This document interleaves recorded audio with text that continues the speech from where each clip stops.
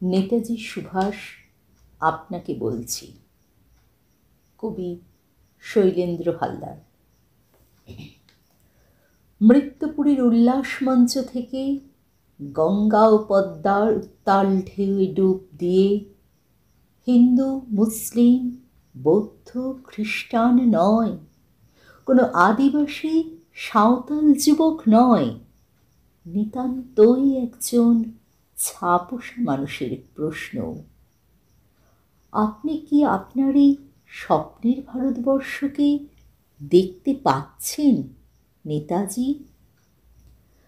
আমাদের পেটে দাউ দাউ করে জ্বলছে খিদে, রান্নার গ্যাস থেকে, ইলেকট্রিক বিল থেকে, চাল, ডাল, তেল, নুন, পেঁয়াজের খোসা থেকে, জঙ্গলের পাতা থেকে, পরাজয়ের গ্লানি থেকে, জ্বলন্ত ইট ভাটার সামনে ক্ষুধার্ত শিশু শ্রমিকটির মতো জ্বলে উঠেছে আমাদের হতাশা। আপনি কি আপনার এই স্বপ্নের ভারতবর্ষকে চেয়েছিলেন নেতাজি? যুদ্ধ যুদ্ধ খেলায় আমরা প্রথম শহীদের লাশের উপর পিষে দিয়েছি ট্রাক্টর, সৈনিকের বুক ঝাঁঝরা করে দিয়েছি গুলির পর গুলি। বন্দুকের নলের মতো এগিয়ে আসছে প্রতিশ্রুতির গোলা বারুদ। রাষ্ট্রের মুখে ছুঁড়ে দিয়েছি বান্ডিল বান্ডিল কাগজ। দেশের সম্পদ লুণ্ঠনকারীদের দিচ্ছি সুরক্ষা বলয়। এই অস্থির সময়ের ভয়ঙ্কর গর্জন আপনি কি শুনতে পাচ্ছেন নেতাজি?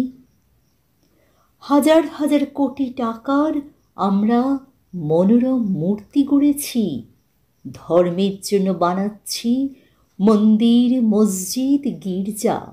জ্বলন্ত রাজপথে পুড়িয়ে দিচ্ছি মানুষ।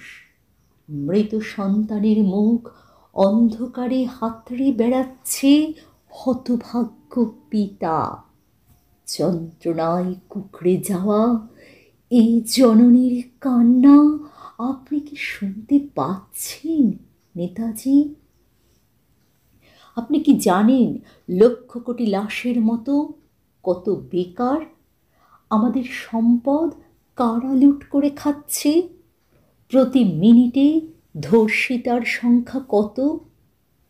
আপনার এই স্বপ্নের দেশের মাটিতে খাদ্যের অভাবে, বিনা চিকিৎসায় প্রতিদিন কত কৃষক আত্মহত্যা করে?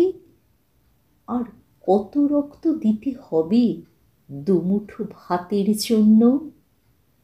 আমিও বাঁচতে চাই।